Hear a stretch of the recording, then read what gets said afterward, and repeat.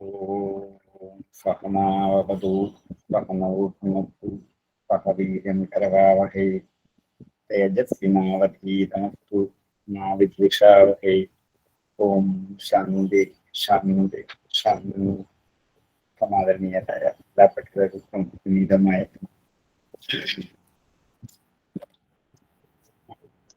69 തീർന്നില്ലേ കഴിഞ്ഞ പ്രാവശ്യം? തീർന്നു. 70 അല്ലേ? ശ്രീമദ് ഭാഗവതം ദശമസ്കന്ധം 70-ാം അധ്യായം. ഭാഗവതം ദശമസ്കന്ധം അധ്യായം 70.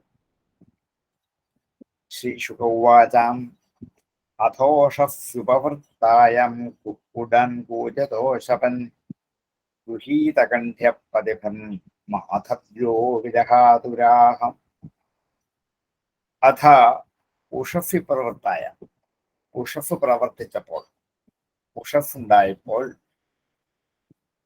സൂര്യോദയം ഉണ്ടായപ്പോൾ, കുക്കുടാൻ കൂജത, കൂജത കുക്കുടാൻ കൂകിക്കൊണ്ടിരിക്കുന്ന കോഴികളോട്, കുക്കുടാൻ കൂജത.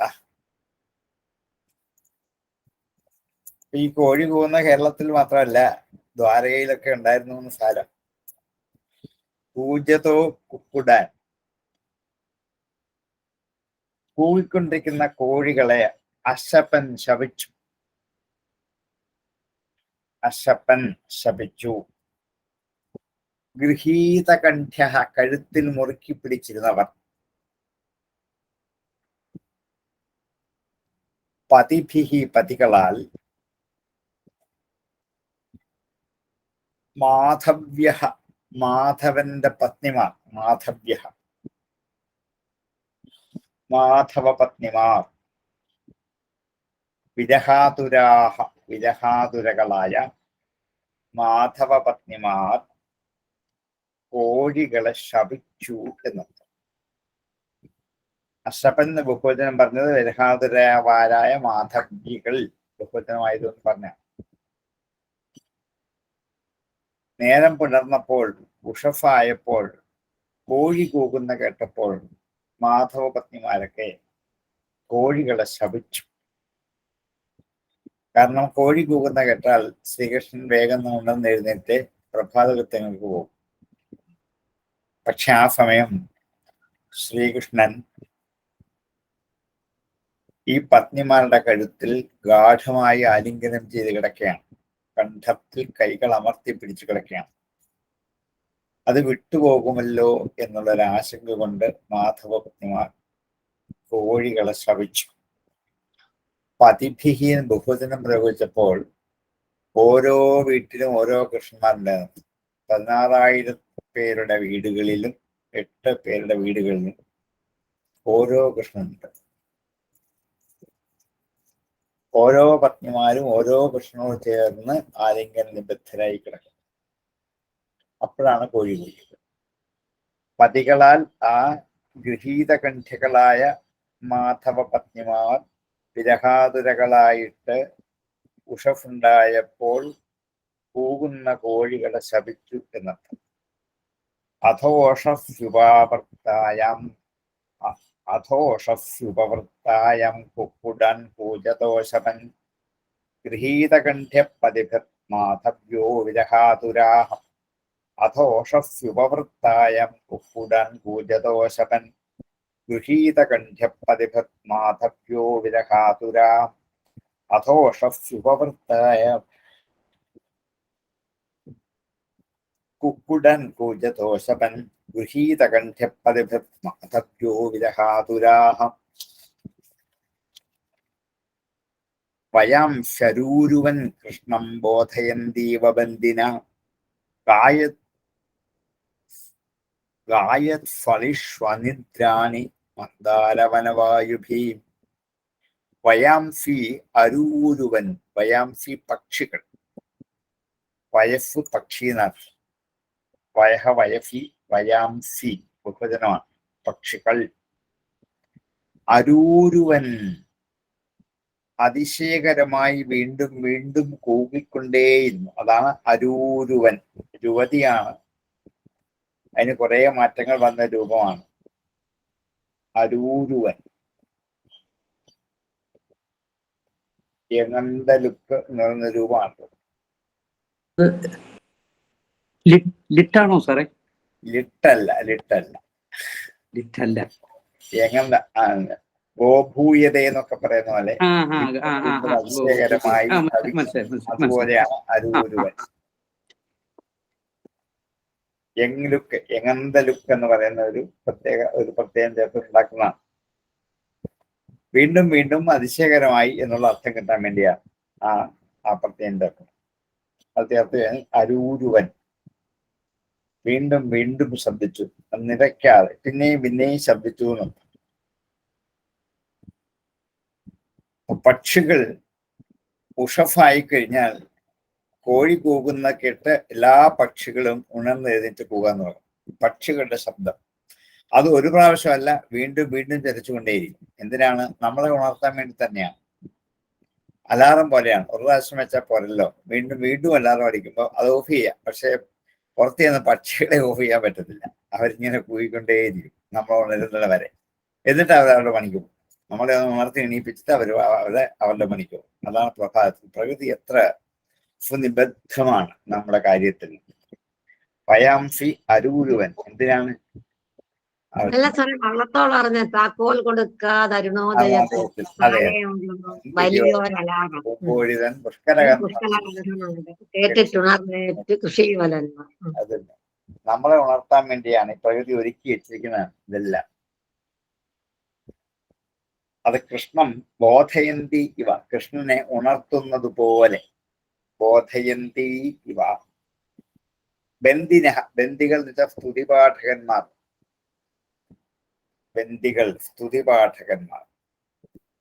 സ്തുതിപാഠകന്മാർ കൃഷ്ണനെ ഉണർത്തുന്ന പോലെ രാജകൊട്ടാരങ്ങളിൽ രാജാക്കന്മാരെ പ്രഭാതമായ അറിയിക്കാൻ വേണ്ടി സ്തുതിപാഠകന്മാർ അവര് പ്രഭാത വർണ്ണന ഒരു ഗാനമായി, ഒരു ശ്ലോകമായി ആവിഷ്കരിക്കും. അത് കേൾക്കുമ്പോൾ കൃഷ്ണൻ വിചാരിച്ചോണം നേരെ പുലർന്നു എന്ന്. ഉച്ചയാകുമ്പോൾ ഉച്ചയായി എന്നുള്ള അർത്ഥത്തെ കാണിക്കാൻ ഒരു പ്രകൃതി വർണ്ണന, ഒരു ഗാനം ഉണ്ടാകും. സന്ധ്യയാകുമ്പോഴും ഇതുണ്ടാകും. ഈ 3 സന്ധ്യകളിലും രാത്രിയിൽ ഉറങ്ങാൻ രാജാവ് വൈകിയാൽ ഉറങ്ങേണ്ടതാണ് എന്ന് ബോധ്യപ്പെടുത്തുമാറ് അവര് ഒരു ശ്ലോകം അല്ലെങ്കിൽ ഒരു ഗാനം ആലപിക്കും. ഇതാണ് സ്തുതിപാഠകന്മാർ, വൈതാളികന്മാർ, ബന്ദികൾ എന്നൊക്കെ പറയും. ബന്ദികളെ പോലെ ഈ പക്ഷികൾ കൃഷ്ണനെ ഉണർത്തത്തക്ക വിധത്തിൽ ശബ്ദമുണ്ടാക്കി. വയാംസി അരൂരുവൻ കൃഷ്ണം ബോധയന്തീവ ബന്ദിന ഗായത്സു അളിഷു അനിദ്രാണി. ഗായത്ഫളിഷ്വനിദ്രാണി. ഗായത്ഫു പാടിക്കൊണ്ടിരിക്കുന്നു. അളിഷു അളികൾ. അളികൾ എന്ന് വെച്ചാൽ വണ്ടുകൾ. മലയാളത്തിൽ ആ ചേർത്ത് പറയും, സംസ്കൃതത്തിൽ ആ പറയും എന്ന് മാത്രമേ ഉള്ളൂ. അളിഷു, അലിഷു. അലിഷു ഗായത്ഫു സതിസപ്തമിയാണ്. അതുകൊണ്ടാണ് സപ്തമി ബഹുവചനം വന്നത്. വണ്ടുകൾ പാടിക്കൊണ്ടിരിക്കെ എങ്ങനെ? അനിദ്രാണി, ഉറങ്ങാതെ ഉറക്കമുണർന്നിട്ട് വണ്ടുകൾ പാടിക്കൊണ്ടേയിരുന്നു. കാരണം പ്രഭാതമായാൽ എഴുന്നേറ്റ് ആദ്യം ജോലി ആരംഭിക്കുന്ന വണ്ടുകളാണ്. എന്താണ്? ഓടി പൂക്കളിൽ ചെന്ന് തേൻ ശേഖരിക്കും, തേൻ കുടിക്കും. ഇതാണ് വണ്ടുകളുടെ ആദ്യത്തെ ജോലി. അത് വണ്ടുകൾ നേരം പുലർന്ന് നമ്മൾ എഴുന്നേൽക്കുന്നതിന് മുമ്പ് നമ്മളെ വിളിച്ചുണർത്തിയിട്ട് ഓടിപ്പോകും. കാരണം നമ്മൾ വന്നാൽ പിന്നെ പൂവിലെ തേനൊന്നും അവർക്ക് കിട്ടില്ല. അതുകൊണ്ട് അവർ അതിനുമ്പ് എന്ന് കുടിച്ചു വെക്കും. അളിഷു അനിദ്രാണി ഗായൽഫു മന്ദാരവനവായുഭി. മന്ദാരവനവായുക്കളാൽ, മന്ദാരവനങ്ങളിൽ നിന്നും വരുന്ന കാറ്റുകൾ കൊണ്ട് അളികൾ പാടിക്കൊണ്ടേയിരിക്കുന്നു. അതുകൊണ്ട് അവർ ഉറക്കമുണർന്നവരാണ്, അനിദ്രങ്ങളാണ്. പക്ഷികളും അനിദ്രങ്ങളാണ്, നിദ്രയിൽ നിന്നും ഉണർന്നെഴുന്നേറ്റവരാണ്. മന്ദാരവനവായുക്കളാൽ നല്ല മനോഹരമായ ഒരു ഉഷോവർണ്ണനയാണ്, ഒരു പ്രകൃതി വർണ്ണനയാണ് പ്രഭാതത്തിൽ കാണപ്പെടുന്ന. വ്യാസൻ നല്ല കാവ്യഭംഗിയുള്ള കവിയാണെന്ന് തോന്നും പലപ്പോഴും. കാരണം അതേപോലെ സന്ദർഭം കിട്ടിയാൽ മനോഹരമായി ആവിഷ്കരിക്കും. 3 കാര്യങ്ങളാണ് പറഞ്ഞത്. ഒന്ന് പക്ഷികൾ പാടുന്നു, പിന്നൊന്ന് എന്താണ്, വണ്ടുകൾ കൂവിക്കൊണ്ട് നടക്കുന്നു. പിന്നൊന്ന് മന്ദാരവനത്തിൽ നിന്നും ഇളം കാറ്റുകൾ വീശിക്കൊണ്ടേയിരിക്കും. ഇത് പ്രഭാതത്തിലെ മനോഹരമായ അനുഭവമാണ്. കാറ്റ് നമുക്കൊരു അനുഭവമാണ് പ്രഭാതത്തിൽ. രാവിലെ എഴുന്നേൽക്കുമ്പോൾ അറിയൂ. ഉഷഫിൽ എഴുന്നേറ്റാൽ ഈ പ്രകൃതിയിൽ നിന്ന് വരുന്ന മന്ദവായു ശരീരത്തിലേക്ക് വരുമ്പോൾ നല്ല ഉന്മേഷവാനായി, കുളിർമയുള്ളവനായി, മനസ്സ് നിശ്ചലമായി ശാന്തമായി ഇരിക്കുന്ന ഒരവസ്ഥ ഉണ്ടാക്കിയെടുക്കാൻ പറ്റും. അതുകൊണ്ടാണ് ആ സമയത്ത് എഴുന്നേൽക്കണം, എഴുന്നേറ്റ് ഗൃഹകൃത്യങ്ങൾ വ്യാപൃതരാകണം എന്ന് പറയുന്നത് കൊണ്ടാണ്. മന്ദാരവനവായുഭിഹി അലിഷു ഗായൽസു അനിദ്രാണി ഗായൽസു അനിദ്രാണി വയാംസി ബന്ദിനഃ ഇവ കൃഷ്ണം ബോധയന്തി ഇവ അരൂരുവൻ. വയാംശരൂരുവൻ കൃഷ്ണം ബോധയന്തീവ ബന്ദിനഃ ഗായത് ഫളിഷ്വനിദ്രാണി മന്ദാരവനവായുഭി. വയാംശരൂരുവൻ കൃഷ്ണം ബോധയന്തീവ ബന്ദിനം ഗായത് ഫളിഷ്വനിദ്രാണി. അതങ്ങനെ തന്നെ വായിക്കണം. ഗായത് ഫളിഷ്വനിദ്രാണി,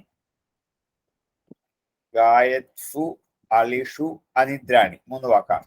കൂട്ടിച്ചേർക്കുമ്പോൾ ഗായത് ഫളിഷ്വനിദ്രാണി മന്ദാരവനവായുഭീം. വയാംശരൂരുവൻ കൃഷ്ണം ബോധയന്തീവ ബന്ദിനാം ഗായത് ഫളിഷ്വ അനിദ്രാണി മന്ദാരവനവായുഭീം. സാറേ ബോധയന്തീവ വാക്കൊന്നുകൂടെ പറഞ്ഞുതരാവോ? വന്ദിന ഞങ്ങളുടെ പുസ്തകത്തിൽ. ബന്ദിനഹ വന്ദിനഹ രണ്ടായാലും ശരിയാണ്. വായും തമ്മിൽ അഭേദമാകേണ്ട ഏത് വേണേ പറയാം. വന്തികൾ അല്ലെങ്കിൽ ബന്ദികൾ എന്ന് പറയുന്ന രണ്ടും ഒരേ അർത്ഥമുള്ള വാക്കുകളാണ്. പുതിഭാഷകന്മാരാണ്. ഏത് പ്രയോഗിച്ചാലും ശരിയാണ്. ശരി സാറേ. ആ ഉണർത്തുപാട്ടുകാരെ വണ്ടുകളോടും പറവകളോടും എല്ലാം ചേർത്തൊന്ന് പറഞ്ഞപ്പോഴത്തേക്കിന് ആ സന്ദർഭത്തിന് ഇത്ര മനോഹരം. ആരും വിളിച്ചുണർത്താൻ വരണ പ്രകൃതി തന്നെ ആ കൃത്യം നിർവഹിച്ചു. ഇവരെ ഉണർത്താൻ ആരും വേണ്ടതാണ്. അതെ അതെ അതെ. ആ ഉണർത്തുപാട്ടുകാരെ മാത്രമായിരുന്നു പറഞ്ഞിരുന്നുവെങ്കിൽ ഈ ശ്ലോകത്തിന് ഇത്രയും ഒരു ഇത്ര മനോഹരമായിട്ട്. അവിടെയാണ് വ്യാസന്റെ കാവ്യഭംഗി. നല്ല കവിയാകത്തിരുന്ന അപ്പോഴാണ് പലപ്പോഴും. അല്ല, അതും ഈ അനുഷ്ടുപ്പ് വൃത്തത്തിൽ ഇത്രയും ചെറിയ വൃത്തത്തിൽ ഇത്രയും വലിയ കാര്യങ്ങളെല്ലാം കൂടെ കൊണ്ടുവന്നൊരു ചിമിട്ടിലാക്കി, ചെറിയ ചിമിട്ടിലാക്കി. കാരണം കോഴി കൂകുന്നു, കാക്ക കരയുന്നു, കുയിലുകൾ പാടുന്നു, വണ്ടുകൾ മൂളുന്നു.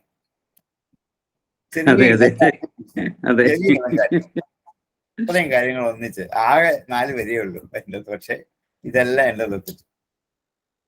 അത് കൃഷ്ണനെ ഉണർത്താൻ എന്താണ് ബന്ദികൾ വരുന്ന പോലെ തന്നെ എന്നുള്ളതായപ്പോൾ അത് പൂർണ്ണമായി.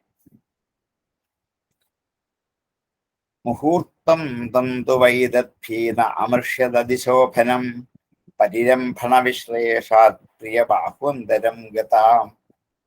മുഹൂർത്തം തു വൈദഭ്യാകട്ടെ, വൈദഭ്യ തു മുഹൂർത്തം തം അല്പസമയം, മുഹൂർത്തം അല്പസമയം തം അവനെ ന അമർഷ്യത് സഹിച്ചില്ല. അതിശോഭനം, അതിശോഭനമായ ഏറ്റവും മംഗളകരമായ ആ മുഹൂർത്തത്തെ, തം മുഹൂർത്തം അതിശോഭനം തം മുഹൂർത്തം വൈദർഭീതു ന അമർഷ്യം. അതിശോഭനമായ ആ മുഹൂർത്തത്തെ വൈദർഭി സഹിച്ചില്ല. പരിരംഭണ വിശ്ലേഷാത്, ആലിംഗനത്തിൽ നിന്നും വേർപെടുവെന്നുള്ളത് കൊണ്ട്. വിശ്ലേഷം വേർപാട്. എന്തിൽ നിന്നും? പ്രിയ ബാഹ്വന്തരം ഗത. പ്രിയന്റെ, ശ്രീകൃഷ്ണന്റെ ബാഹുക്കളുടെ അകത്ത്, കൈകളുടെ അകത്ത് ഗത എത്തിയവളായ വൈദർഭി ഇപ്പം ഈ പരിരംഭണത്തിന്റെ ബന്ധനം വിട്ട് കൃഷ്ണൻ പോകുമല്ലോ എന്നുള്ളത് കൊണ്ട് ആ ഒരു മുഹൂർത്തത്തെ സഹിച്ചില്ല വൈദർഭി. വൈദർഭിയുടെ കാര്യം പറഞ്ഞതേ ഉള്ളൂ. ബാക്കി എല്ലാവരും അങ്ങനൊക്കെ തന്നെയാണ്. ഇവിടെ ഒരു പക്ഷെങ്കിൽ ശ്രീകൃഷ്ണന്റെ ഈ ഒരു ദാമ്പത്യ ലീല ഇങ്ങനെയൊക്കെ വർണ്ണിച്ചത് ഒരു വെറും നാടൻ എന്ന പ്രണയിയുടെ ഒരു ഭർത്താവിന്റെ മട്ടിൽ മാറിപ്പോയില്ലേ എന്ന് നമ്മൾ ചിലർക്കെങ്കിലും ചിലപ്പോൾ ഒരാശങ്ക ഉണ്ടാകാം. നമ്മൾ ആരാധിച്ചു വരുന്ന ശ്രീകൃഷ്ണനെ എങ്ങനെയൊക്കെ വർണ്ണിച്ചു കൊണ്ടുപോകുന്നത് ഒരു അപകടമല്ലേ, ശരിയാവില്ലേ എന്നൊക്കെ നമ്മളുടെ ചെറിയ ബുദ്ധിയിൽ നമുക്ക് വേണമെങ്കിൽ ചിന്തിച്ചു പോകാം. പക്ഷെ വ്യാസന്റെ ബുദ്ധി അതിൻ്റെയൊക്കെ അപ്പുറത്ത് കടന്നിട്ടാണ് ഇത് ആവിഷ്കരിച്ചതെന്ന് നമുക്ക് വ്യാസന്റെ മനസ്സിലേക്ക് കിടക്കുമ്പോഴേ അറിയത്തുള്ളൂ. കാരണം കേവലം ദേഹ അഭിമാനികളായ പുരുഷന്മാരുടെ ആലിംഗന സുഖത്തെ ഉപേക്ഷിക്കാൻ സാധാരണ സ്ത്രീകൾക്ക് വിഷമമാണ്. അത് സാധാരണ സ്ത്രീകളാണ്, കേവലന്മാരായ പുരുഷന്മാർ. അതവരിഷ്ടപ്പെടുന്നില്ല. പക്ഷെ ഇവിടെ പരമാനന്ദ സ്വരൂപനായ ചൈതന്യ സ്വരൂപനായ പരമപുരുഷോത്തമന്റെ ബാഹുമധ്യത്തിൽ കിടക്കുന്ന പതിവ്രതാ ശിരോമണികളായ ഇവർക്ക് ഈ ഭർത്തൃയോഗ ദുഃഖം സഹിക്കാൻ ഇല്ല എന്ന് പറഞ്ഞതിൽ ആശ്ചര്യപ്പെടുന്നു. അങ്ങനെ ചിന്തിക്കുമ്പോഴാണ് ഇവിടെ രുക്മിണി അകപ്പെട്ടത് പരമാനന്ദ സ്വരൂപനായ സാക്ഷാൽ ജഗദീശ്വരനായ ചൈതന്യത്തിന്റെ കൈവലയത്തിന്റെ അകത്താണ്. അവിടെ ഒന്നും ഒരിക്കലും രക്ഷപ്പെടണം എന്ന് വൈദർഭിയെ പോലെയുള്ള ഒരു പത്നിമാരും ആഗ്രഹിച്ചിരുന്നില്ല. കേവലമായ ഭൗതിക സുഖം കാക്ഷിച്ചു നിൽക്കുന്ന ഈ ഭൗതികരായ ജായാപതികളുടെ വധൂവരന്മാരുടെ ആലിംഗന ബന്ധനത്തെ അല്ല ഇവിടെ പറയുന്നത്. ഇവിടെ ആരാണ് ഇവിടുത്തെ പതി? കൃഷ്ണൻ. ആരാണ് കൃഷ്ണൻ? പരമാനന്ദ സ്വരൂപൻ, ആത്മചൈതന്യ സ്വരൂപൻ. നമ്മുടെയൊക്കെ ആഗ്രഹം അദ്ദേഹത്തിന്റെ കൈവലയത്തിൽ നിന്നും മാറാതെ അകപ്പെടണം എന്നാണ്. ഒരു നിമിഷം വിട്ടുപോയാൽ സങ്കടമുണ്ടാകും, വിഷമമുണ്ടാകും. ഈ അവസ്ഥയാണ് ഇപ്പോൾ രുക്മിണിക്ക് വന്നത് എന്ന് തിരിച്ചറിഞ്ഞാൽ മുമ്പ് പറഞ്ഞ ആശങ്കയ്ക്ക് ധാരാളം പരിഹാരമാണ്. ഇതൊക്കെ വ്യാസൻ മനസ്സിലുണ്ട്. അപ്പൊ നമ്മൾ വ്യാസന്റെ ഉത്കൃഷ്ടമായ ബുദ്ധിയിലേക്ക് കടന്നു എന്നെങ്കിലേ പറ്റൂ. അല്ലെങ്കിൽ ഇങ്ങനെയൊക്കെ ഞങ്ങളുടെ കൃഷ്ണനെ വർണ്ണിക്കാമോ എന്നൊക്കെ നമുക്ക് വേണമെങ്കിൽ ആശങ്കിക്കാം. അതിനൊരു പരിഹാരവും കൂടിയാണ് ഇത് എന്ന് തിരിച്ചറിയാൻ വേണ്ടിയാണ് ഞാൻ വ്യാസന്റെ ഹൃദയം നന്നായിട്ട് തിരിച്ചറിയണം. ഇത് രുക്മിണിയാദികളായ പതിവ്രതമാരായ പത്നിമാർ നമുക്കുള്ളൂ. അതിനാണ് ഈ പത്നിമാരൊക്കെ കൃഷ്ണൻ എന്നൊരു ഒറ്റ ഒരാളെയാണ് ആശ്രയിച്ചത്, വേറെ ആളില്ല. എല്ലാവരും ഒരേ ആളിനെ ആശ്രയിച്ചിരിക്കുന്നത്, ഒരേ കൃഷ്ണനെ തന്നെയാണ്. അതുകൊണ്ട് കാലത്ത് ഉണരാതെ ഭർത്തൃസുഖത്തെ അവരാഗ്രഹിക്കുന്നു എന്നുള്ളത് ഒരു മൂഢസ്ത്രീകളാണ് എന്ന് വിചാരിക്കാൻ യാതൊരു അവകാശവുമില്ല. രുക്മിണിയെ കുറിച്ച് പറഞ്ഞുള്ളെങ്കിലും മറ്റുള്ള എല്ലാ സ്ത്രീകളും ഇങ്ങനെ തന്നെയാണ് എന്ന് തന്നെ കവി ഉദ്ദേശിക്കുന്നതുകൊണ്ടാണ് ബഹുവചനത്തിൽ ഈ കാര്യങ്ങൾ മുമ്പോട്ട് പോകുന്നത്. മുമ്പേ പറഞ്ഞു ഞാൻ, ഓരോ പത്നിമാരുടെ അടുക്കൽ ഓരോ കൃഷ്ണനാണ്. നമ്മളുടെയൊക്കെ അടുക്കൽ ഓരോ കൃഷ്ണന്മാർ എപ്പോഴും ഉണ്ടാകും. ആ കൃഷ്ണന്റെ കരവലയത്തിൽ നിന്ന് നമ്മൾ പുറത്തു പോകാൻ ആഗ്രഹിക്കരുത് എന്ന് കാണിക്കാനാണ്. ഈ പ്രകൃതിയിലെ ഓരോ വസ്തുക്കളും നമ്മളെ അങ്ങോട്ട് കൊണ്ടുപോയേക്കാം. ഒരു കാക്ക കരഞ്ഞാൽ, ഒരു കുയിൽ കൂയിയാൽ, ഒരു വണ്ടു മൂടിയാൽ അപ്പം നമ്മുടെ ചിന്തയും വ്യാപാരവും പ്രവൃത്തിയും വീണ്ടും ഈ പ്രകൃതിയിലേക്ക് പോകും. അങ്ങനെ നമ്മുടെ സമാധിക്ക് ഭംഗം വരുത്തുന്ന ഈ വക വസ്തുക്കളെ ശപിക്കുന്നത് ഒരപകടമേ അല്ലാതെ. അതുകൊണ്ടാണ് രുക്മിണി കോഴിയെ ശപിച്ചു എന്നൊക്കെ പറഞ്ഞത്. ഇതൊക്കെ ശരിയാണോ, ഇങ്ങനൊക്കെ വർണ്ണിക്കാമോ എന്നൊക്കെ നമുക്ക് വേണമെങ്കിൽ ആശങ്കിക്കാം. സാക്ഷാൽ പരമാനന്ദ സ്വരൂപന്റെ കരവലയത്തിൽ അകപ്പെട്ടിരിക്കുന്ന ഒരാൾക്കും വീണ്ടും തിരിച്ച് പ്രകൃതിയിലേക്ക് ഇറങ്ങി വരാൻ ആഗ്രഹിക്കുന്നവരല്ല ആഗ്രഹിക്കരുത്. പക്ഷെ പ്രകൃതിയിലെ ചാവല്യങ്ങൾ നമ്മെ അങ്ങോട്ട് അടുപ്പിച്ചേക്കാം. പക്ഷെ അതിൽ നിന്ന് മുക്തരാവുക തന്നെ ചെയ്യണം. അതുകൊണ്ടാണ് ഇവിടെ എന്താണ് ഇവൾ അമർഷ്യത് എന്ന് പ്രയോഗിച്ചത്, സഹിച്ചില്ല എന്ന്. അതിന്റെ അർത്ഥാന്തരങ്ങളിലേക്ക് പോകുമ്പോഴാണ് മഹാത്മ്യം നമുക്ക് തിരിച്ചറിയാൻ പറ്റും. അങ്ങനെ വ്യാഖ്യാനിച്ച് പറഞ്ഞാൽ ഈ മുമ്പ് കൃഷ്ണനെക്കുറിച്ച് നമ്മൾ പറയുന്ന എല്ലാ അപാകതകൾക്കും പരിഹാരമാണ്. മുഹൂർത്തം തന്തു വൈദഗ്ധി നാമർഷ്യതതി ശോഭനം പരിരംഭണ വിശ്ലേഷാത് പ്രിയ ബാഹുവന്തരം ഗത.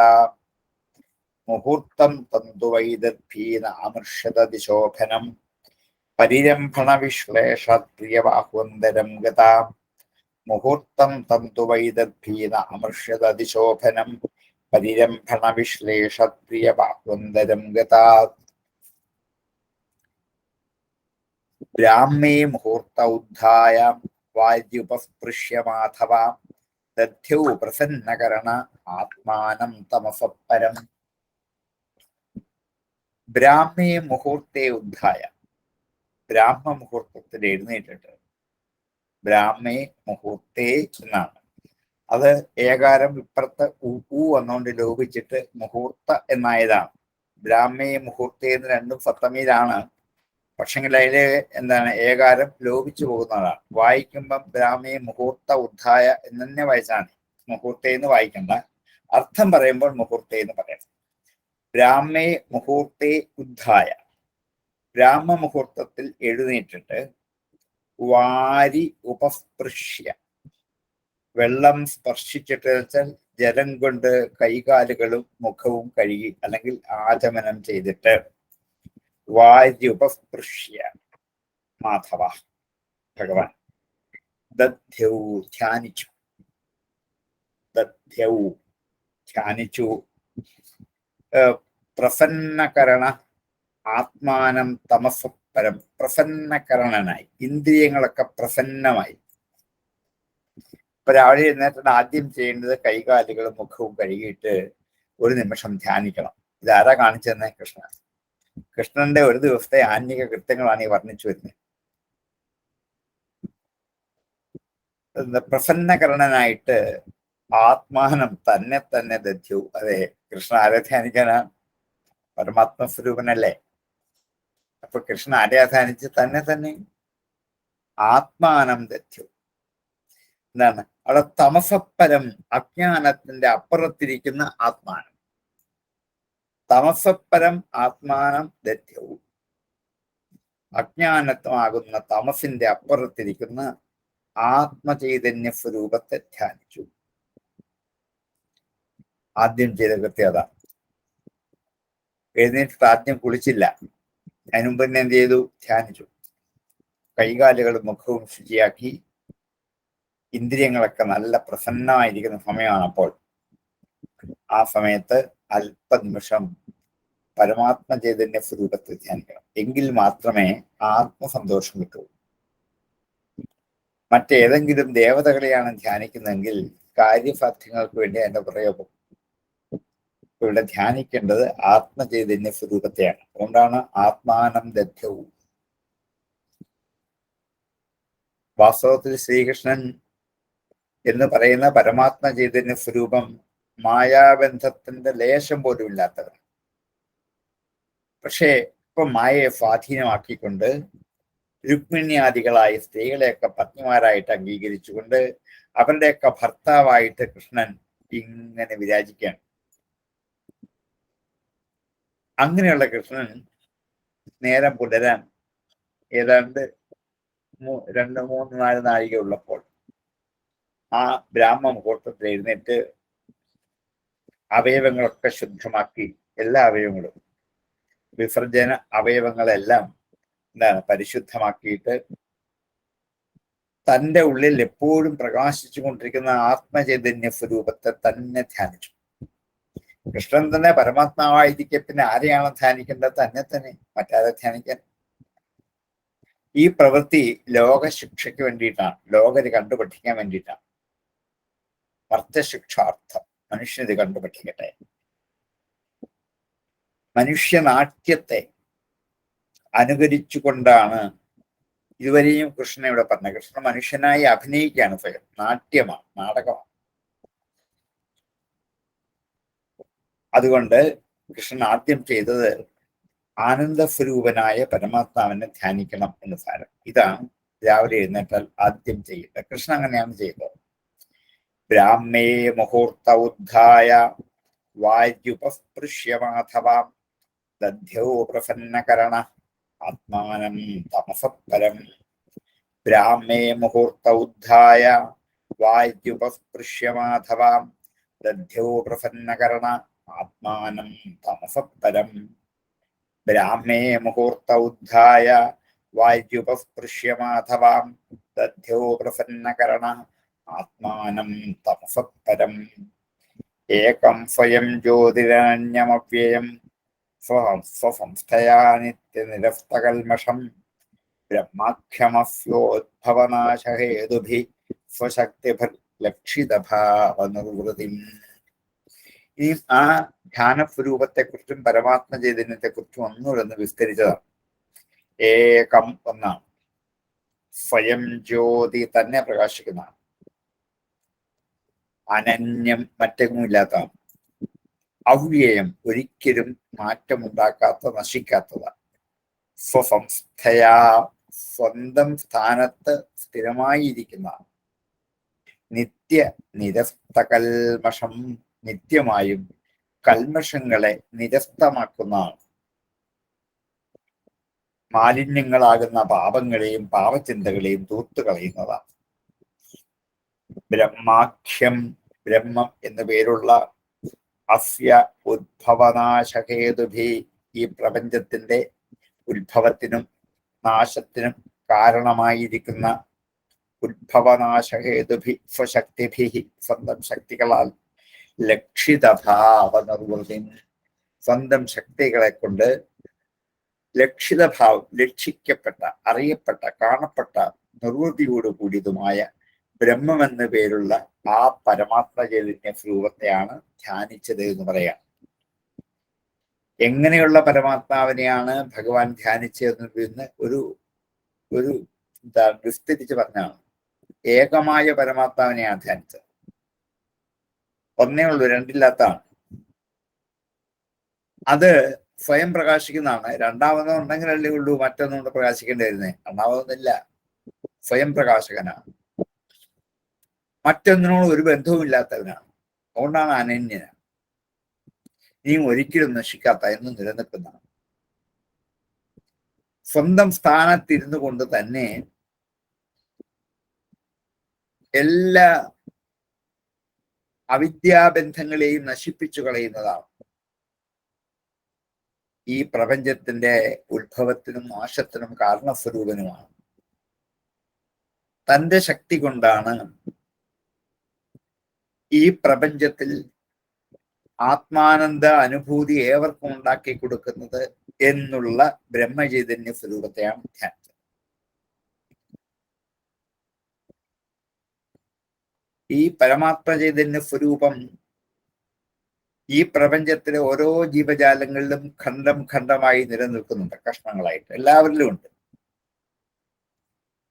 അങ്ങനെയുള്ള ജീവാത്മസ്വരൂപത്തിൽ കാണപ്പെടുന്ന പരമാത്മാവിനെ അല്ല ധ്യാനിച്ചതെന്ന് പറയാൻ വേണ്ടിയിട്ടാണ് അഖണ്ഡമായ കഷ്ണങ്ങളായി വേർതിരിയാത്ത ആകാശം പോലെ പ്രപഞ്ചം മുഴുവൻ നിറഞ്ഞു നിൽക്കുന്ന ഏകമായ ചൈതന്യത്തെയാണ് ധ്യാനിച്ചത്. കാരണം അത് ഖണ്ഡങ്ങളായാൽ ഉപാധികളോട് ചേരും, അല്ല പറ്റില്ലല്ലോ. ഓരോ ജീവജാലങ്ങളിലും ഈ ആത്മചൈതന്യം ഇരിക്കുന്നത് ജീവജാലങ്ങളെന്ന് ഉപാധി സ്വീകരിച്ചിട്ടാണ്. അപ്പം ഉപാധി സ്വീകരിച്ചാൽ അന്യമാകും ഈ ആത്മാവ്.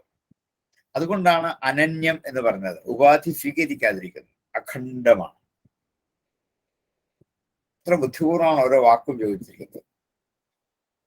അതുകൊണ്ട് അങ്ങനെ ആയാലോ ഉപാധി നശിക്കുമ്പോൾ നാശമില്ലാതാകുന്ന വസ്തുവാണ് അവ്യയം. ഈ ജീവാത്മഭാവങ്ങളുടെ ഉപാധികളൊക്കെ നശിച്ചാലും ഒരിക്കലും നശിക്കാൻ നിൽക്കുന്ന അവ്യയമായ ഒരു ആത്മചൈതന്യ ബോധമുണ്ട്. അതാണ് താൻ ധ്യാനിച്ചത്. അത് സ്വഭാവം കൊണ്ട് തന്നെ അവിദ്യയാകുന്ന കൽമഷങ്ങളെ മാറ്റിക്കളയുന്നതാണ്. വിദ്യയാകുന്ന ആത്മജ്ഞാനം പ്രദാനം ചെയ്യുന്നതാണ്. സത്വരജസ് തമസ്സുകൾ ആകുന്ന ശക്തികൾ, ആ ശക്തികളാണ് വാസ്തവത്തിൽ നമുക്ക് അജ്ഞാനഭാവത്തെ കൊണ്ടു തരുന്നത്. അത് ശക്തിയാണ്. ശക്തിയാണെങ്കിൽ അതിന് അധിഷ്ഠാനമായ ഒരു ശക്തൻ ഉണ്ടാകണം. ശക്തി ആരിലിരിക്കുന്നു? ശക്തൻ. ശക്തി ആരിലിരിക്കുന്നു? അവനെ വിളിക്കും ശക്തൻ എന്ന് വിളിക്കും. ശക്തിക്ക് ഇരിക്കണ ഇരിപ്പിടം വേണമല്ലോ. അതുകൊണ്ട് അതിന് അധിഷ്ഠാനം, അതാണ് സ്വാധിഷ്ഠാനം, സ്വസംസ്ഥ, സ്വന്തം അധിഷ്ഠാനത്തിലാണ് ഇരിക്കുന്നത്. അതുകൊണ്ട് ഇവിടെ ആനന്ദമാണ് ഈ പരമാത്മചൈതന്യ സ്വരൂപം എന്ന്, ഈ ബ്രഹ്മത്തെ ആനന്ദ സ്വരൂപമാണെന്ന് വിദ്വാൻമാർ സമർത്ഥിച്ചു വെച്ചിട്ടുണ്ട്. ആ ബ്രഹ്മചൈതന്യത്തെയാണ് ഭഗവാൻ ധ്യാനിച്ചത് എന്ന് ഒന്ന് വിസ്തരിച്ച് ബന്ധിച്ചാണ് ഒറ്റ ശ്ലോകത്തിൽ. ഏകം സ്വയം ജ്യോതിരനന്യമവ്യയം സ്വസംസ്ഥയാ നിത്യനിരസ്തകൽമഷം ബ്രഹ്മാഖ്യമസ്യോദ്ഭവനാശഹേതുഭി സ്വശക്തിഭിൽ ലക്ഷിതഭാവനറുഹൃതിം. ഏകം സ്വയം ജ്യോതിരനന്യമവ്യയം സ്വസംസ്ഥയാ നിത്യനിരസ്തകൽമഷം ബ്രഹ്മാഖ്യമസ്യോദ്ഭവനാശഹേതുഭി സ്വശക്തിഭിൽ ലക്ഷിതഭാവനറുഹൃതിം. ഏകം സ്വയം ജ്യോതിരനന്യമവ്യയം സ്വസംസ്ഥയാ നിത്യനിരസ്തകൽമഷം ബ്രഹ്മാഖ്യമസ്യോദ്ഭവനാശഹേതുഭി സ്വശക്തിഭിൽ ലക്ഷിതഭാവനറുഹൃതിം. അഥ അപ്ലുതം ഭസ്യമലേ യഥാവിധി ക്രിയാകലാപം പരിധായ വാഫി ചകാര സന്ധ്യോപഗമാദിസത്തമോ ഉദാനരോ ബ്രഹ്മജാപവാഗ്യത. അഥ അനന്തരം ആപ്ലുതോ അംഭഫി അമലേ യഥാവിധി, വിധി അനുസരിച്ച് നിർമ്മലമായ വെള്ളത്തിൽ മുങ്ങിക്കുളിച്ചു. ഇനിയാണ് കുളിച്ചത്. അഥ ആപ്ലുത, ആപ്ലവനം ചെയ്തു, സ്നാനം ചെയ്തു, മുങ്ങിക്കുളിച്ചു. അമലേ അംഭഫി, നിർമ്മലമായ വെള്ളം, യഥാവിധി. അതിന് ചില വിധികളൊക്കെ ഉണ്ട് കുളിക്കാൻ.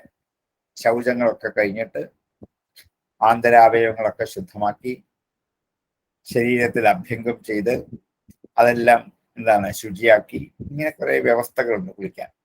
ഈ വിധി അനുസരിച്ചുള്ള ആ കുളി കഴിഞ്ഞ് ക്രിയാകലാപം, ആ കുളികൾ ചെയ്യപ്പെടേണ്ട ക്രിയാകലാപങ്ങളെ, കലാപം കൂട്ടുന്ന, അപ്പൊ ക്രിയാകലാപത്തെ, ക്രിയാകൂട്ടങ്ങളെ, കർമ്മസമൂഹത്തെയൊക്കെ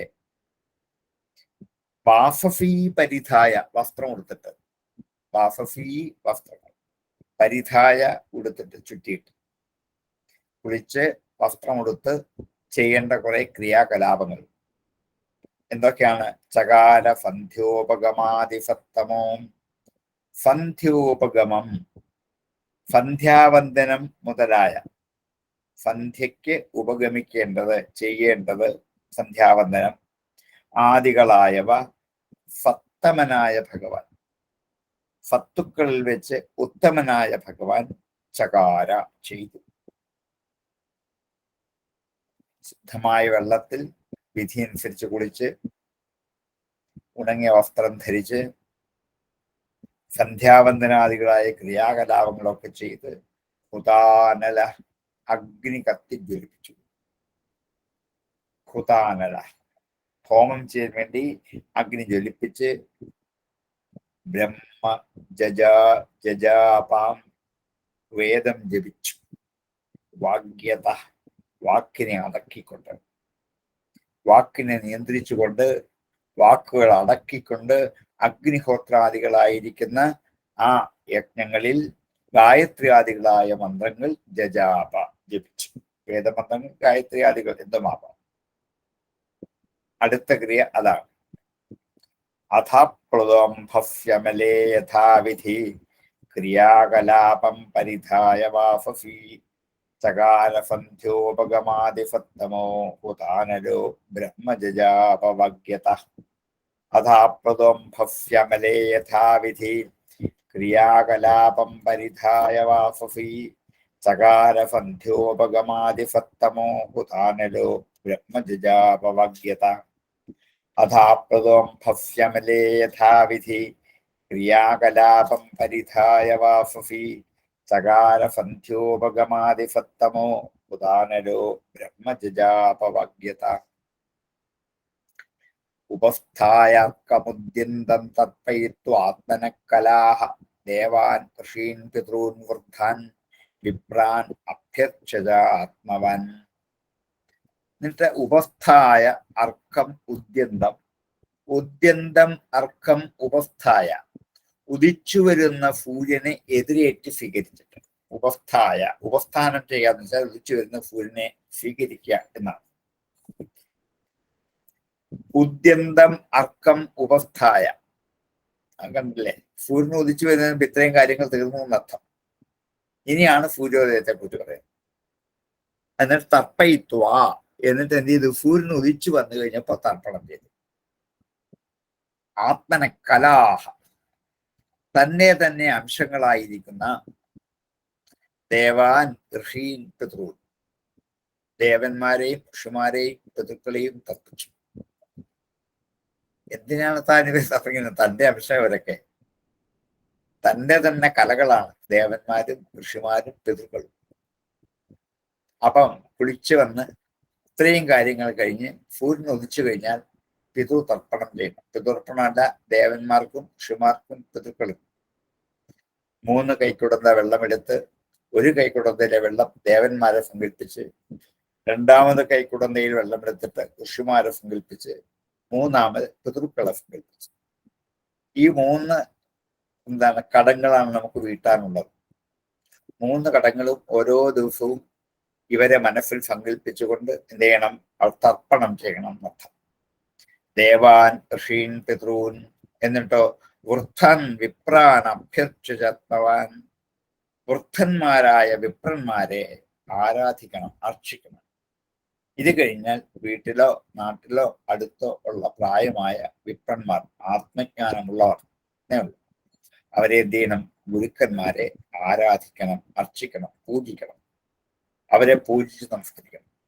2ാമത് ചെയ്യേണ്ടതാണ് ഉപസ്ഥായാർക്കമുദ്യന്തം തർപ്പയിത്വാത്മന കലാം ദേവാൻ ഋഷീൻ പിതॄൻ വൃദ്ധാൻ വിപ്രാൻ അഭ്യർച്ചയാത്മവാൻ. ഉപസ്ഥായാർക്കമുദ്യന്തം തർപ്പയിത്വാത്മന കലാം ദേവാൻ ഋഷീൻ പിതॄൻ വൃദ്ധാൻ വിപ്രാൻ അഭ്യർച്ചയാത്മവാൻ. ഉപസ്ഥായാർക്കമുദ്യന്തം തർപ്പയിത്വാത്മന കലാ ദേവാൻ ഋഷീൻ പിതॄൻ വൃദ്ധാൻ വിപ്രാൻ അഭ്യർച്ചയാത്മവാൻ. ധേനൂനാം രുക്മശൃംഗീണാം സാധ്വീനാം മൗക്തികസ്രജാം പയസ്വിനീനാം ഗൃഷ്ടീനാം സവൽസാനാം സുവാസസാം ദദൗ രൂപ്യഖുരഗ്രാണം ക്ഷൗമാജിനതിലൈ സഹാം അലങ്കൃതേഭ്യോ വിപ്രഭ്യോ ബദ്ധ്വം ബദ്ധ്വം ദിനേ ദിനേ. ഇനിയും ചെയ്യേണ്ടത് ദാനക്രിയയാണ്. ദാനത്തിൽ പ്രധാനം പശുദാനം, പശുക്കളെ ദാനം ചെയ്യണം. അന്ന് ശ്രീകൃഷ്ണനെ സംബന്ധിച്ച ദ്വാരകയിലും ഒന്നും പശുക്കൾ സുലഭമാണ്. ഒരു വീട്ടിലൊക്കെ 100, 200, 300 ഒക്കെ പശുക്കൾ കാണും. പിന്നെയും പ്രസവിച്ച് കൂടിക്കൊണ്ടേയിരിക്കും. ഓരോന്നിനെ ദാനം ചെയ്താൽ ഒരു കുഴപ്പമില്ല. വിൽക്കാനല്ല, പശുക്കളെ ദാനം ചെയ്യാൻ. അങ്ങനെ ദാനം ചെയ്യേണ്ടത് എങ്ങനെയെന്ന് ഒരു വിധി പറയുകയാണ്. ധേനൂനാം, പശുക്കളുടെ, രുക്മ ശൃംഗീണാം, ശൃംഗം കൊമ്പ്, രുക്മം സ്വർണം. പശുക്കളുടെ കൊമ്പിൽ സ്വർണം കെട്ടി അലങ്കരിക്കണം. സ്വർണത്തിന്റെ അംശം കൊമ്പിൽ തേച്ച് അലങ്കരിക്കണം. സാധ്വീനാം, സാധ്വികളായിരിക്കുന്ന പശുക്കളായിരിക്കണം.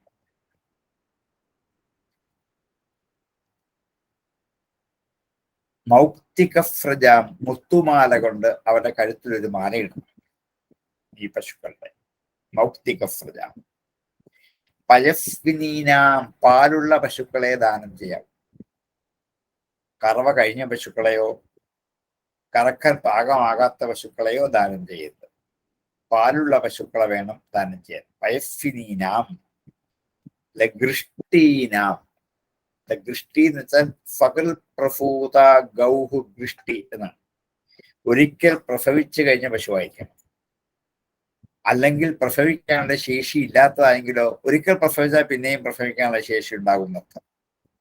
അതുകൊണ്ടാണ് ഒരിക്കൽ പ്രസവിച്ചതും പാലുള്ളതുമായ പശുക്കളെ, കടിഞ്ഞൂൽ പ്രസവം കഴിഞ്ഞ പശുക്കളെ മലയാള ഭാഷയിൽ പറയാം.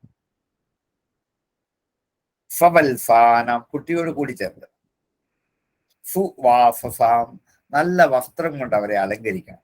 സുവാസസാം. അപ്പൊ എന്താണ്? കൊമ്പിൽ സ്വർണം കെട്ടിയിരിക്കണം, സാധ്വികളായിരിക്കണം, മുത്തുമാല അണിഞ്ഞവരായിരിക്കണം, പയസ്വിനികളായിരിക്കണം, യുദ്ധകൃഷ്ടികളായിരിക്കണം, കുട്ടിയോട് കൂടിയവരായിരിക്കണം, വസ്ത്രം ഉടുപ്പിച്ചവരായിരിക്കണം. ദദൗ, ദാനം ചെയ്തു. രൂപ്യ ഖുരഗ്രാണാം. രൂപ്യം എന്ന് വെച്ചാൽ വെള്ളി, രൂപ എന്ന് വെച്ചാൽ വെള്ളി എന്നുള്ള അർത്ഥത്തിലാണ്. വെള്ളി രൂപ എന്ന് പറയേണ്ട ആവശ്യമില്ല. രൂപ്യം എന്ന വാക്കിന്റെ അർത്ഥം വെള്ളിമയമായ എന്നാണ്. ഖുരഗ്രാണാം, കുളമ്പിന്റെ അഗ്രത്തൊക്കെ വെള്ളി കെട്ടണം. കൊമ്പിൽ സ്വർണവും കുളമ്പിൽ വെള്ളി. ക്ഷൗമാജിനതിലൈഫഹ, പശുക്കളെ മാത്രമല്ല അതോടൊപ്പം ക്ഷൗമാജിനതിലൈഫഹ. ക്ഷൗമാജിനം വെളുത്ത വസ്ത്രം, ക്ഷൗമം, അജിനം തോൽ, കൃഷ്ണമാന്റെ തോലോ കൃഷ്ണമൃഗത്തിന്റെ തോലോ എന്തെങ്കിലും ഒരു തോലിന്റെ. പിന്നെ തിലം, എള്ള. ഇവയോട് കൂടി പശുവിനെ മാത്രമല്ല, പശുവിനെ ദാനം ചെയ്യുമ്പോൾ വസ്ത്രം വേണം, വെള്ള വസ്ത്രം വേണം, എന്തെങ്കിലും തോല് വേണം, പിന്നെന്ത് വേണം, എള്ളും കൂടെ ദാനം ചെയ്യണം. ക്ഷൗമാജിനതിലൈഫഹ അലങ്കൃതേഭ്യോ വിപ്രേഭ്യ. എന്താണ്? അലങ്കരിക്കപ്പെട്ട വിപ്രന്മാർക്ക് വേണം. കുളിച്ച് പരിശുദ്ധമായി വസ്ത്രം ധരിച്ച് ചന്ദന ഭസ്മാദികളായ ആലേപനങ്ങൾ ചെയ്ത് അലങ്കരിച്ചു വരുന്ന വിപ്രന്മാർക്ക് വേണം ദാനം ചെയ്യാൻ. അലങ്കൃതേഭ്യോ വിപ്രേഭ്യ ബദ്ധ്വം ദിനേ ദിനെ. ബദ്ധ്വം എന്നുള്ള ഒരു കണക്കാണ്, ഒരു സംഖ്യയുടെ പേരാണ്. അതിന് പല വിധത്തിൽ വ്യാഖ്യാനങ്ങൾ പറയാറുണ്ട്. എന്താണ്? 1000 തൊട്ട് മുകളിലോട്ട് പല സംഖ്യ പറയും. 16,000 പറയും, 13,000 പറയും. 13,084 എന്നുള്ളത് പല വ്യാഖ്യാതാക്കളും സ്ഥിരീകരിച്ചു വെച്ചിരിക്കുന്നതാണ്. കാരണം 13 ഈ 14,000 ഈ 14 വ്യക്തികളുടെ പ്രതീകമായിട്ടാണ്. അതിൽ 13 എണ്ണവും പിന്നൊരു 84, അങ്ങനെ 13,084 എന്ന സംഖ്യ പറയുന്നുണ്ട്. ഇതൊക്കെ സംഖ്യ പറയുന്നത് മാത്രമേ ഉള്ളൂ, ഒരെണ്ണമായാലും കുഴപ്പമില്ല. ദിനേ ഓരോ ദിവസവും ഇത്രയും പശുക്കളെ ദാനം ചെയ്തുകൊണ്ടിരുന്നു. ഒരുപക്ഷെ നമുക്ക് ഇന്നത്തെ നമ്മുടെ ജീവിത സാഹചര്യത്തിന് ഇങ്ങനെ സങ്കല്പിക്കാൻ പറ്റില്ല.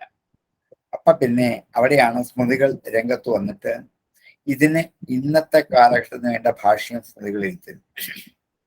എന്താണ്? എന്തെങ്കിലും അവരുടെ കഴിവനുസരിച്ച് ദാനം കൊടുക്കാം, അത്രമാത്രം. ഒന്നുകിൽ പശുവിനെ ആവാം, സ്വർണമാവാം, വെള്ളിയാവാം, വസ്ത്രമാവാം, അല്ലെങ്കിൽ എള്ളാവാം, ഒരു എള്ളുണ്ട ആവാം. ഇങ്ങനെ ഇന്നത്തെ കാലഘട്ടത്തിന് അവരുടെ സാഹചര്യം അനുസരിച്ച് എന്തെങ്കിലും ഒരു വസ്തു യോഗ്യതയുള്ള ഒരാൾക്ക്, പരിശുദ്ധരായി കുളിച്ചു വരുന്ന ഒരാൾക്ക് രാവിലെ പൂജയുടെ ഭാഗമായി ദാനം ചെയ്യണം. ഇത് ദാനത്തിന്റെ ഒരു വ്യവസ്ഥ. കൃഷ്ണൻ ഇങ്ങനെയൊക്കെ ചെയ്ത് നമ്മളെ കാണിച്ചു അങ്ങനെയൊക്കെ ചെയ്യണം എന്ന്. ധേനൂനാം രുക്മശൃംഗീണാം സാധ്വീനാം മൗക്തികഫ്രജാം പയസ്വിനീനാം ഗൃഷ്ടീനാം ഫവൽഫാനാം സുവാസസാം തതൗ രൂപ്യഘുരാഗ്രാണാം ക്ഷൗമാജിനതിലൈഫഹാം അലങ്കൃതേഭ്യോ വിപ്രേഭ്യോ ബദ്ധ്വം ദിനേ ദിനേ ധേനൂനാം രുക്മശൃംഗീണാം സാധ്വീനാം മൗക്തികഫ്രജാം പയസ്വിനീനാം ഗൃഷ്ടീനാം ഫവൽഫാനാം സുവാസസാം ദദ്യൗ രൂപ്യഘുരാഗ്രാണാം ക്ഷൗമാജിനതിലൈഫഹാം അലങ്കൃതേഭ്യോ വിപ്രേഭ്യോ ബദ്ധ്വം ദിനേ ദിനേ ധേനൂനാം രുക്മശൃംഗീണാം സാധ്വീനാം മൗക്തികഫ്രജാം പയസ്വിനീനാം ഗൃഷ്ടീനാം സവൽഫാനാം സുവാസസാം ദദൗ രൂപ്യഘുരാഗ്രാണാം ക്ഷൗമാജിനതിലൈഫഹാം അലങ്കൃതേഭ്യോ വിപ്രേഭ്യോ ബദ്ധ്വം ദിനേ ദിനേ ഗോവിപ്രദേവതാവൃദ്ധഗുരൂൻ ഭൂതാനി സർവശാം നമസ്കൃത്യാത്മസംഭൂതീഹി മംഗളാനി സമസ്പൃശത്. ഗോ വിപ്ര ദേവത വൃദ്ധ ഗുരൂൻ. ഗോക്കൾ, പശുക്കൾ, വിപ്രന്മാർ, ബ്രാഹ്മണർ, ദേവതകൾ, വൃദ്ധന്മാർ, ഗുരുക്കന്മാർ ഇവരെയും ഭൂതാനി സർവശഃ എല്ലാ ഭൂതങ്ങളെയും നമസ്കരിച്ചിട്ട്.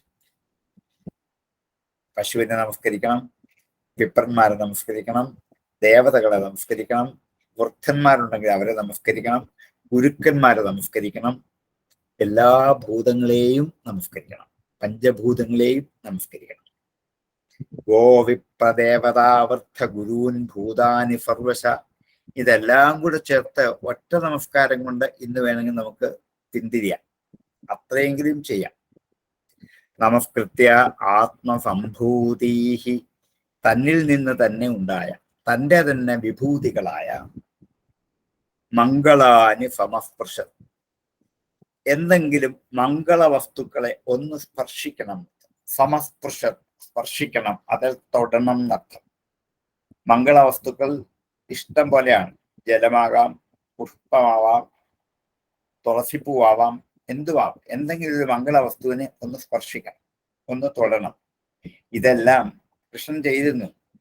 കൃഷ്ണൻ രാവിലെ ചിത്രയൊക്കെ ചെയ്യുന്ന കാണുമ്പോൾ എന്തിനാണ് ഈ പരമാത്മജനസുരമായ കൃഷ്ണൻ ചെയ്യുന്നത്? തൻ്റെ തന്നെ അംശമാണ് ഈ മംഗള വസ്തുക്കളൊക്കെ. പിന്നെ അതേ ബിന്ദും തള്ളാൻ ഇതൊക്കെ നമ്മൾ ചെയ്യാൻ വേണ്ടിയിട്ടാണ്. നമ്മൾ ചെയ്യേണ്ടത് പ്രത്യേകം അനുകരിച്ചു കാണിക്കുകയാണ്. കൃഷ്ണൻ ചെയ്യുന്ന പ്രവൃത്തികൾ നമുക്ക് ചെയ്യാവുന്നൊക്കെ നമുക്ക് അനുകരിക്കാം, അല്ലാത്ത നമുക്ക് പറ്റില്ല. ഇപ്പൊ കൃഷ്ണൻ കാളുന്തിയെ ചാടി സർപ്പത്തിന് മുകളിൽ കയറിയെന്ന് നമുക്ക് പറ്റില്ല. ഗോവർദ്ധനവ്രതം ചൂടി 7 ദിവസം നിന്നു നമുക്ക് പറ്റില്ല. രാസക്രിയ ചെയ്തു നമുക്ക് പറ്റില്ല. കംസനെ കൊന്നു, അമ്മാവനെ കൊന്നു നമുക്ക് പറ്റില്ല. നമ്മളാരും നമ്മളെ അമ്മാവന്മാരെ കൊല്ലാൻ പോണമെന്നില്ല. ഇതിൽ കൃഷ്ണൻ നമ്മൾക്ക് അനുകരിക്കാൻ പാകത്തിന് ചെയ്ത് കാണിച്ചതാണ് ഈ ആത്മിക കർമ്മങ്ങൾ മാത്രം. അത് ഈ അധ്യായത്തിലുള്ളൂ. ഇത് അനുകരിക്കാനേ പറഞ്ഞത്, ബാക്കിയൊന്നും നമുക്ക് അനുകരിക്കാൻ പറ്റില്ല. ഇഷ്ടം പോലെ ഇങ്ങനെ ചോദ്യങ്ങൾ നമ്മൾ ഓൺലൈൻ ഇത്രയും എടുത്തു പറയാൻ കാരണം കൃഷ്ണനെ കുറിച്ചുള്ള ആക്ഷേപങ്ങളും ചോദ്യങ്ങളും ആയിരക്കണക്കിനാണ്. കൃഷ്ണൻ അങ്ങനെ ചെയ്ത് കാണിച്ചാൽ നമുക്ക് ചെയ്യാൻ പറ്റുമോ? ഇത് നാണക്കേടല്ലേ, ഇത് പറ്റില്ലല്ലോ, ഇങ്ങനല്ലേ ഒരാളിനെ എങ്ങനെ വിശ്വസിക്കാൻ പറ്റും? ഇങ്ങനെ പല ചോദ്യങ്ങൾ ചോദിച്ച് ആക്ഷേപങ്ങൾ ഭാഗവതത്തെക്കുറിച്ചും കൃഷ്ണനെക്കുറിച്ചും നമുക്ക് എന്നും ധാരാളം നേരിടേണ്ടി വരും. അവിടെയൊക്കെ മറുപടി പറയാൻ പാകത്തിനാണ് വ്യാസൻ. വ്യാസനറിയാം കാലം നീണ്ടുപോകുമ്പോൾ ഇതൊക്കെ ഉണ്ടാകും. അതിനൊക്കെ മറുപടി പറയാൻ നമ്മൾ വ്യാസനെ പഠിച്ച് സജ്ജരാവണം. അതാണ് ചെയ്യാനുള്ളത്. വ്യാസന്റെ ഭാഗവതം വ്യാസന്റെ ഭാഷയിൽ തന്നെ പഠിച്ച് സജ്ജമാണ്. അത് സംസ്കൃത ഭാഷയിൽ തന്നെ പഠിക്കണം. അതാണ് അതിന്റെ ഗദ്യം വായിച്ചിട്ട് മതിയായി എന്ന് വിചാരിച്ചിട്ട് കാര്യമില്ല എന്നർത്ഥം. ഇതൊന്നും കിട്ടില്ല അതിൽ. ഗോവിപ്രദേവതാവർദ്ധ ഗുരൂൻ ഭൂതാനി സർവശാ നമസ്കൃത്യ ആത്മസംഭൂതി മംഗളാനി സമസ്പൃശത്. ഗോവിപ്രദേവതാവർദ്ധ ഗുരൂൻ ഭൂതാനി സർവശാ നമസ്കൃത്യ ആത്മസംഭൂതി മംഗളാനി സമസ്പൃശത്. ഗോവിപ്രദേവതാവർദ്ധ ഗുരൂൻ ഭൂതാനി സർവശാ നമസ്കൃത്യ ആത്മസംഭൂതി മംഗളാനി സമസ്പൃശത്. ഗോവിപ്രദേവതാവർദ്ധ ഗുരൂൻ ഭൂതാനി സർവശാ നമസ്കൃത്യ ആത്മസംഭൂതി മംഗളാനി സമസ്പൃശത്. ഇനിയും നീണ്ടുപോകുന്നുണ്ട്, തീർന്നില്ല. ഇനി കുറെ കൂടെ ഉണ്ട്. നമുക്ക് നമ്മുടെ സമയമായതുകൊണ്ട് നമുക്കിവിടെ ഉപസംഹരിക്കാം. ആർക്കെങ്കിലും സംശയങ്ങൾ ചോദിക്കാനുണ്ടെങ്കിൽ ചോദിക്കാം, അല്ലെങ്കിൽ നമുക്ക് ഇവിടെ ഫഗൽ പ്രസൂത ഗൗഹു, ഒരിക്കൽ പ്രസവിച്ച പശു, ഒറ്റ പ്രാവശ്യം മാത്രം പ്രസവിച്ച പശു. സകൽ പ്രസൂത ഗൗഹു, ഗോവ്. ഫഗൽ ഒരിക്കൽ. ഒരിക്കൽ പ്രസവിച്ച പശു.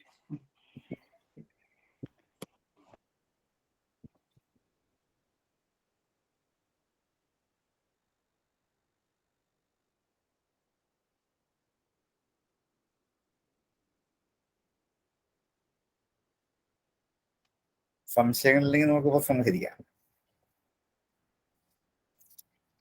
ഓം പൂർണ്ണമദ പൂർണ്ണമിദം പൂർണ്ണാത് പൂർണ്ണമുദച്യതേ പൂർണ്ണസ്യ പൂർണ്ണമാദായ പൂർണ്ണമേവാവശിഷ്യതേ. ഓം ശാന്തി ശാന്തി ശാന്തി. നമസ്തേ. നമസ്തേ.